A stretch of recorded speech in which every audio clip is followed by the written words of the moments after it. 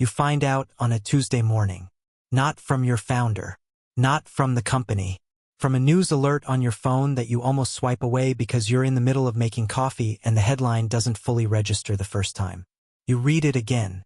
The number is there in plain text. 10 digits. A valuation that belongs to a category of wealth that you previously understood only as an abstraction. The kind of number that exists in headlines about other people's lives, in industries you watched from a distance, in stories that happened to someone else.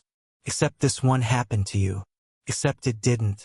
Because you are sitting in a 340 square foot apartment with a coffee maker that has a cracked carafe and a lease that comes up for renewal next month and a bank account that reflects 4.5 years of early employee salary, good salary, fair salary, the salary of someone who was valued as a worker, not as an owner.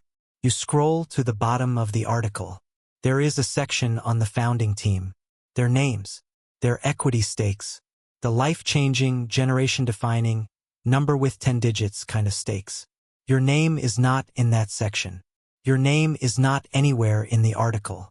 You put down your coffee, and you think about the document you signed on your first day. Level 1, who you were then. Let's go back 4.5 years. You were 26. You had 18 months of experience at a mid-sized tech company. Good experience, real experience, the kind that taught you how things actually worked rather than how they were supposed to work. You were good at your job. You knew it. Your manager knew it. The recruiter who reached out to you on behalf of a small startup knew it too, which is presumably why they reached out. The founder's name was Daniel. You met him in a coffee shop for what was billed as an informal conversation and lasted 3.5 hours. He was the kind of person who made you feel, within 20 minutes, that you had been waiting to work on exactly this problem without knowing it. The vision was clear. The market was real. The timing felt right in the specific way that timing feels right when someone genuinely brilliant explains it to you. You went home that night and couldn't sleep. He offered you the job 6 days later. The title was head of product, ambitious for 26, meaningful, the kind of title that would look good for the rest of your career even if the startup failed. The salary was below your market rate, but not insultingly so. The pitch was the standard early employee pitch. You're taking a risk with us, we know that, here's the upside if it works. The upside, he explained, would be in the equity package. And then he explained the equity package. Level 2, the document. The equity package was, in the language of the term sheet, standard. 1% of the company. Subject to a 4-year vesting schedule with a 1-year cliff. Standard dilution protections. Standard acceleration clauses. Nothing unusual. Nothing that a lawyer would flag as predatory if you had hired a lawyer to review it, which you did not, because you were 26 and the company had 6 people, and 1% of a startup with 6 people is not the kind of number that feels like it requires legal representation. You asked Daniel about it. He was open, warm, thorough. He walked you through the vesting schedule. He answered every question you asked. He did not answer the questions you didn't know to ask. But that's not the same as deception. That's just the asymmetry between someone who has done this before and someone who hasn't. There was a second document. This one was longer, more technical.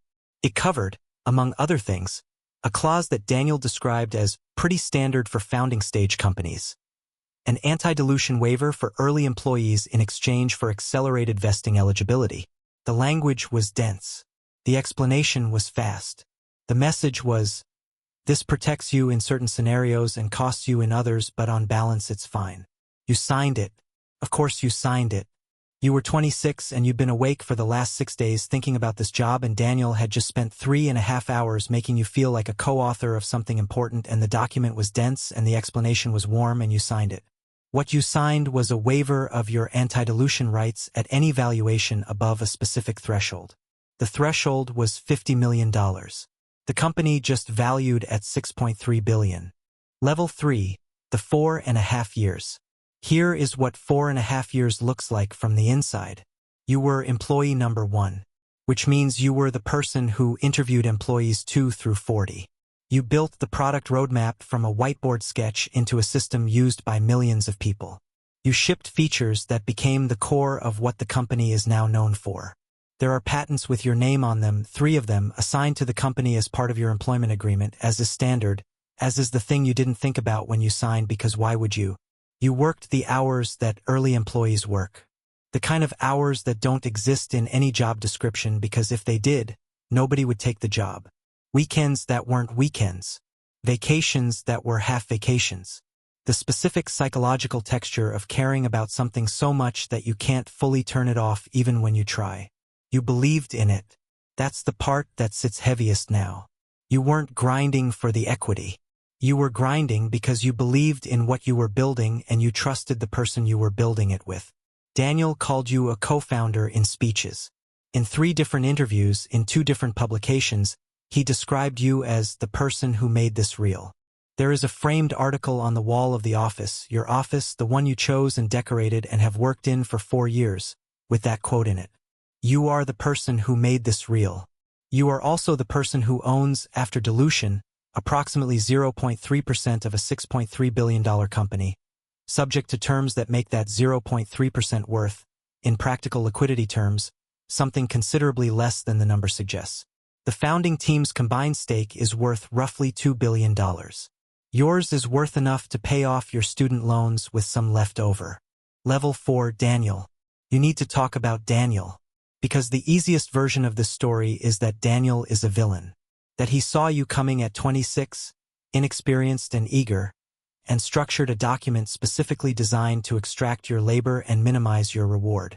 That the warmth was calculated, the vision was a pitch, and the 3.5 hours in the coffee shop was a performance by someone who knew exactly what they were doing. That version is clean. It has a bad guy. It resolves neatly. You don't think it's the true version. You think Daniel is a person who wanted to build something, who was good at building it, who made decisions in the early days that protected his own position, as founders do, as everyone who has ever started a company does, and who told himself the story that all founders tell themselves. That the equity structure was fair, that you were compensated well, that the risk you took was appropriately priced. You think he believed that story. You think he still believes it. You think he is going to look genuinely surprised when you bring this to him. Not guilty surprised. Confused surprised. The surprise of someone who has spent 4.5 years watching you thrive and grow and be valued and has interpreted all of that as evidence that the arrangement was working. He is not a bad person who did a bad thing. He is a person who benefited from a structure that was legal and favorable to him and told himself it was fair. The difference between those 2 things matters enormously when you decide what to do next. Level 5. What you are owed. Let's do the math. Not emotionally, actually. You signed a contract. The contract was legal. The terms were disclosed, however quickly, however densely. You had the right to seek legal counsel and did not exercise it. By every standard definition of a binding agreement, you got what you agreed to. That is true. It is also true that the reasonable person standard, the test that asks what a reasonable person would have understood from that explanation, in that context, with that power differential and that information asymmetry, does not obviously support the conclusion that you understood what you were waiving. It is also true that 3 patents carry your name. That the product you built is the core of a $6.3 billion valuation. That the phrase, "the person who made this real," appeared in a publication and nobody corrected it. It is also true that there is a category of legal claim, not guaranteed, not simple but real, called unjust enrichment. That there are employment lawyers who specialize in exactly this situation. That the document you signed, reviewed under the right eyes, may have vulnerabilities that were not visible to a 26-year-old in a coffee shop. You are not owed a co-founder's stake. That ship sailed 4.5 years ago and you were the one who didn't board it. But the question of what you are owed is not the same as the question of what you were given. And right now, sitting in your 340-square-foot apartment with the cracked carafe and the lease renewal, those 2 numbers are not close to each other. Level 6, your options. You have, as you see it, 4 paths. Option 1. Accept it and stay. You are still employed. Your salary is good. Your title is real.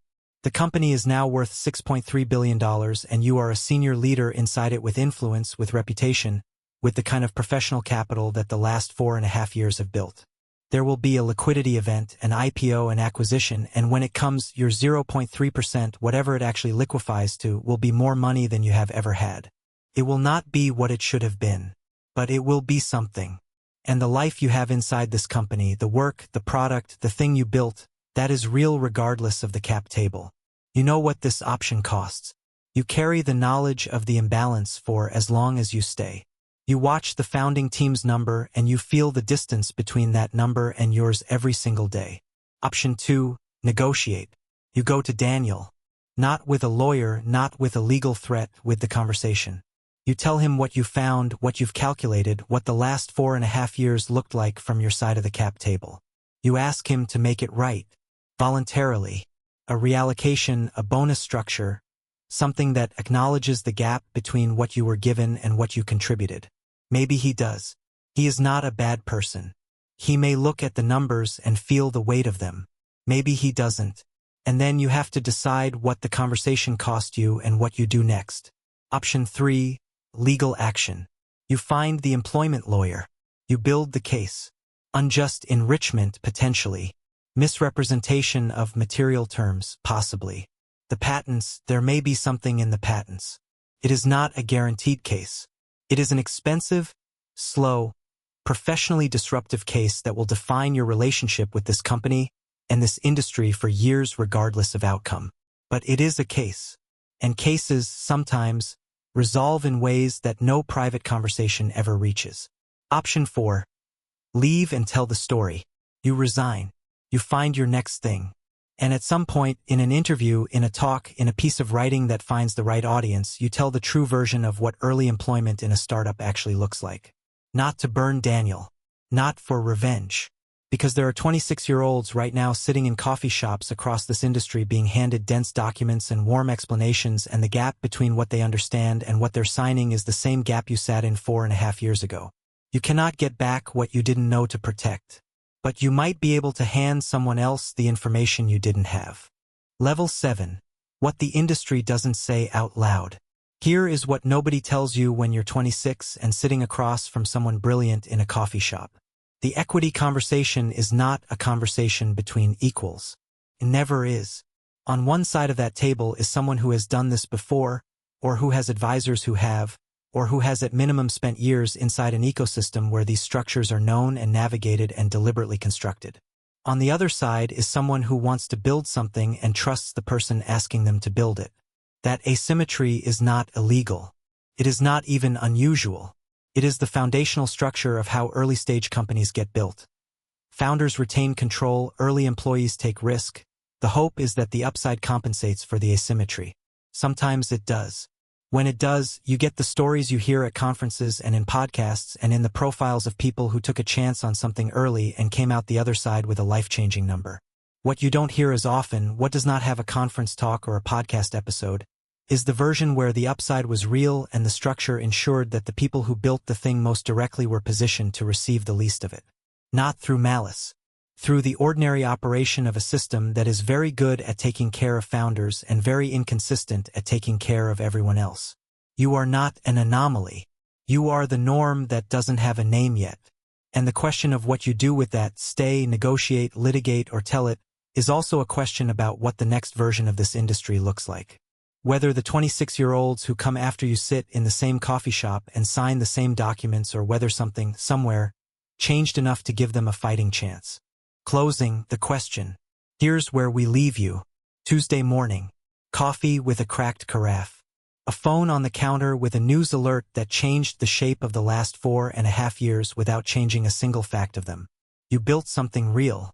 That is not in question. The product exists. The patents exist. The company exists because you showed up on day one and kept showing up, through the weekends and the half vacations and the specific exhaustion of caring about something more than it is reasonable to care about a job. You did that. And the document you signed on day one, in good faith, without counsel, at 26, across from someone who made you feel like a co-author, that document is also real. And legal. And the thing standing between you and the number in the headline. So here is the question that doesn't live just in this story. What do you owe someone who took your work in good faith and paid you less than it was worth? And what do you owe yourself, the 26-year-old who signed without reading closely enough, and the 31-year-old sitting in the kitchen who has to decide what to do next? Stay, negotiate, litigate, or leave and tell the truth. What would you do? Drop it in the comments. Because this story is happening right now in coffee shops and term sheets and day one documents across every industry that runs on the labor of people who believed in something enough to sign before they understood what they were signing. The number in the headline belongs to someone. The question is whether it belongs to the right people.